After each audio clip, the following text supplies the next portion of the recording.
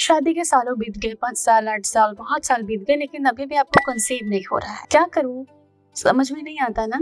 आइए इस वीडियो में हम आपकी थोड़ी मदद करने की कोशिश करते हैं।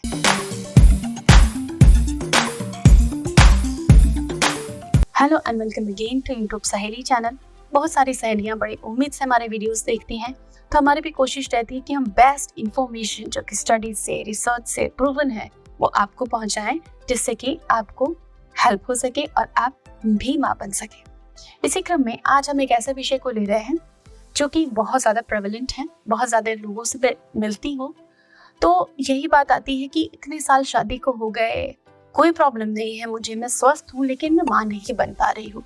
तो देखिए, ये आपकी गलती नहीं है, आपको इसके लिए गिल्ट नहीं रखना है, लेकिन कुछ चीजें तो आपको बिल्कुल माइंड ओपन करके समझनी है कि आपके साथ ऐसा क्यों हो रहा है। सबसे पहले अगर हम देखें आज का समय, आज का हम रूटीन क्या रहता है, हमारा खान पान कैसा है, हम जीवन कैसे जीते हैं, कितनी एक्टिविटी है, और अभी से 60 साल पहले अपनी दादियों के टाइम जब वो यंग थी, तो अगर वो हम देखें तो उनकी लाइफस्टाइल बड़ी नेचुरल थी, मशीनें कम थी, बहुत नेचुरल लाइफस्टाइल जीते थे। जो आज सॉइल की क्वालिटी है, इन 60 सालों में सॉइल क्वालिटी भी तो डिग्रेड होती है, फर्टिलाइजर का ज्यादा यूज हो रहा है खेतों में, केमिकल वाली खादों का, तो उससे हमारी खेती और हमारे जो फूड प्रोडक्ट्स हैं, अनाज है, फ्रूट्स है, वेजिटेबल्स हैं, इनकी क्वालिटी पर भी असर पड़ा। ठीक है, इसी तरीके से ह्यूमन बॉडी पे स्पर्म, एग, एजिंग इफेक्ट, इन सब पे बहुत सारा फर्क पड़ा है। इससे हार्मोन्स में बहुत सारे चेंजेस आ गए हैं। तो हमें इन चीजों को समझते हुए अपनी लाइफ स्टाइल को कुछ इम्प्रूव करना है। लोग कहते हैं कि पहले तो कोई नहीं जानता था ये इक्वालिटी, सबको आराम से पहले जमाने में 4-4, 5-5 बच्चे हो जाते थे। जी हाँ, सब कुछ बिल्कुल नेचुरल था, और अब हमें नेचुरल होने की कोशिश करनी है कि नेचुरल हो जाए हमारे साथ सब कुछ।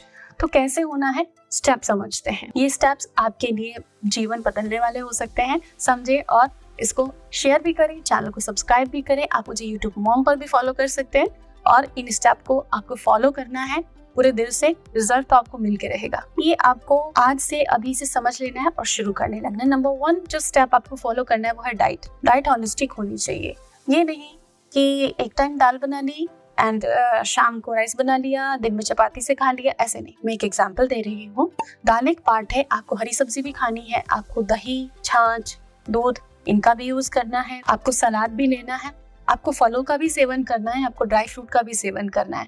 अब डाइट को कैसे इंप्रूव करना है, इसके लिए एक वीडियो हो ही नहीं सकता, एक वीडियो में डिटेल नहीं समझा सकते। आप हमारे डाइट पर, जो कंसीव करने के लिए डाइट है, जैसे पीरियड के लिए, एक्वालिटी के लिए, अलग अलग कैटेगरीज को समझाया है मैंने, वो सबको देखिए, अपनी डाइट को मजबूत बनाइए।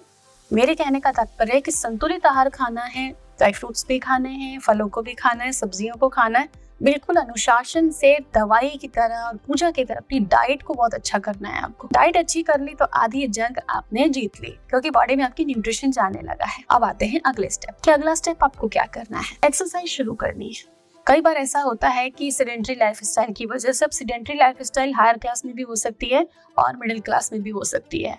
ये डिपेंड करता है कि हमारा एटीट्यूड कैसा है, हम कैसे रूटीन को कैरी कर रहे हैं। तो आपको वर्कआउट करना है, अब आप कैसी भी लाइफस्टाइल जी रहे हो, 30 मिनट आपको एक्सरसाइज करना ही करना है। मॉडरेट इंटेंसिटी करना है, ये नहीं कि बहुत हाई फाई आप जिम ज्वाइन करें, ये करें वो करें, नहीं। मीडियम इंटेंसिटी घर में योगा करें, 3 से 4 किलोमीटर पैदल चलें, रस्सी कूदें, स्विमिंग करें, 30 से 40 मिनट आप वर्कआउट कीजिए, एक्सरसाइज कीजिए। इसके अनगिनत फायदे हैं। नंबर 1, जब आप कंसीव करेंगे, माँ बनेंगे, तो आपकी प्रेगनेंसी हेल्दी होगी, आपका वजन मेंटेन रहेगा। दूसरी चीज कि आपको तनाव नहीं आने वाला, क्योंकि जब आप वर्कआउट करते हो तो बॉडी के अंदर एक ऐसे केमिकल बनते हैं जो आपका मूड अच्छा रखते हैं, तो स्ट्रेस आपको नहीं होगा। छोटी छोटी बातों का जहाँ महिलाएं स्ट्रेस लेती रहती हैं दिन भर, वो चीजें उनको प्रभावित नहीं करेंगी, क्योंकि वो अंदर से बहुत पॉजिटिव है। तो एक्सरसाइज आपको हल्के में नहीं लेनी, बहुत सीरियस चीज है, आपको इसको महत्व देना है, और हर दिन आपको वर्कआउट करना है। एटलीस्ट संडे छोड़ दें, बाकी के 6 दिन तो आप वर्कआउट कर सकते हैं। तो एक्सरसाइज शुरू कीजिए। एक्सरसाइज पे भी मेरे चैनल पर वीडियो है,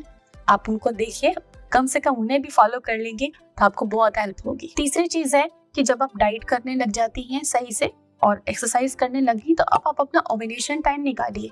जानिए कि मेरा बॉडी में ओव्यूलेशन कब हो रहा है, बॉडी कब साइन दे रही है। साइन नहीं आ रहा है तो फिर एक बार मेडिकल चेकअप भी तो जरूरी है। अगर बहुत टाइम से, कम 1 साल से आपने मेडिकल चेकअप नहीं करवाया, तो एक बार किसी गायनिक से मिले, अपना मेडिकल चेकअप करवाएं, तो आपको अपने बॉडी का स्टेटस पता चलेगा।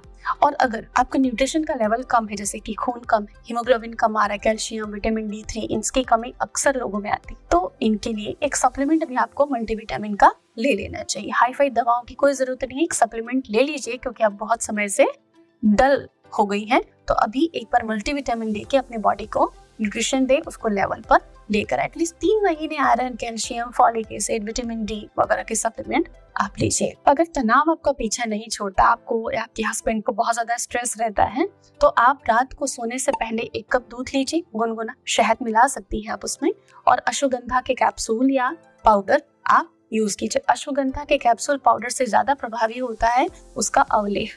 तो पुरुषों को तो आप कैप्सूल दे सकते हो, टैबलेट दे सकते हो, महिलाएं अश्वगंधा पाक अवलेह जो तैयार किया जाता है, या फिर डिस्क्रिप्शन में दी गई लिंक से आप अश्वगंधा का प्रोडक्ट भी मंगवा के उसको ले सकते हैं। महिलाओं के लिए वो प्रोडक्ट ज्यादा अच्छा रहता है बजाय कि डायरेक्ट प्योर अश्वगंधा के। अपने सोने का जो साइकिल है उसको आप ठीक करें। ये नहीं मुझे तो 5 घंटे में बहुत अच्छा लगता है, आपको अच्छा लगता है, लेकिन इस शरीर का एक रिदम है, एक तरीका है काम करने का। आप सोते हो तो बॉडी बहुत सारे हार्मोन बनाती है जो आपकी बॉडी के प्रॉपर फंक्शनिंग में हेल्प करते हैं, तो आपको 7 घंटे तो सोना चाहिए एटलीस्ट।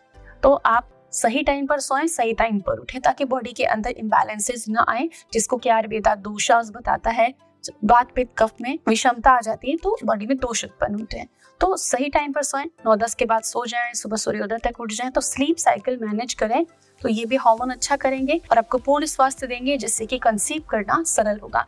ये बहुत ही फंडामेंटल आइडियाज हैं, लेकिन जिसने फॉलो किया वो डेफिनेटली सफल हुआ है। Try it and get it. Good wishes. Thank you.